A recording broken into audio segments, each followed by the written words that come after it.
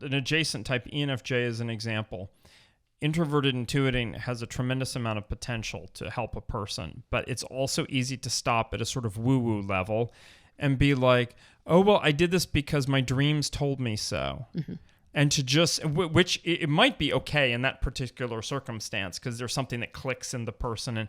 But to have this technique, and so what was it one of you described that Jung invited some people to go with him on like a trip or something. Oh, yes. So what was that? John Beebe told us the story of a young man who was inviting people who were at in Zurich with Jung and his institute there.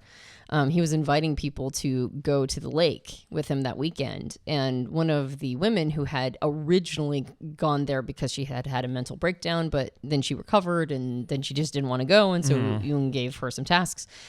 He asked her and she said, I'll let you know what my dreams tell me this weekend. And so this young man came, talked to Jung about it. And he's like, why'd she say that? And he's like, and Jung goes, well, what would you have said? And he said, well, I would have said, I have to check my schedule, right? To see if I can. And if I can, then I would have made a decision whether or not I wanted to. And he said, well, that's because you're fit for life. Jung told him, you're fit for life. And he said, not everybody is fit for life at this stage. And so what you're talking about is like an over-reliance on an intuitive preference without having that integrated sensing component, which is anybody who makes sensing decisions, like whether or not you're going to go to the lake with friends that weekend through massive abstractions of dreams.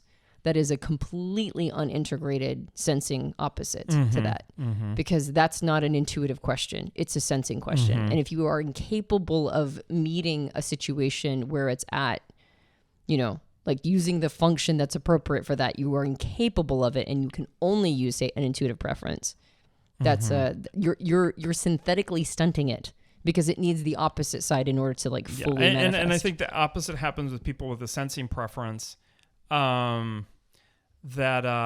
they're going to sample some actual data from a situation, like somebody they know or whatever, and then they come up with a very elaborate conspiracy theory about what is really going on in the situation. And I don't mean some broad thing like, are there UFOs or something like that? I'm like talking about something in their immediate situation that under normal circumstances, they would just solve with sensing. Right. But for some reason, there's this disconnected, unintegrated intuiting that is almost like taking control of them. Yes. It can happen the opposite direction. Yes. Yeah. Well, and that's what happens with an unintegrated function, is that it just pops up when it wants to pop up. Right? Like you can either have the experience of being unable to access that function most of the time, and that is one-sidedness. But the challenge to one-sidedness is all of a sudden now it's controlling you from the shadows because it's now it's in your unconscious, right? They call that fourth function, the inferior, the beginning of the shadow a lot of times, the beginning of the unconscious. And the reason why is because every once in a while it just starts jerking your chain. And now you're like, it's a big conspiracy. And it's like, that's not how you would normally see that. But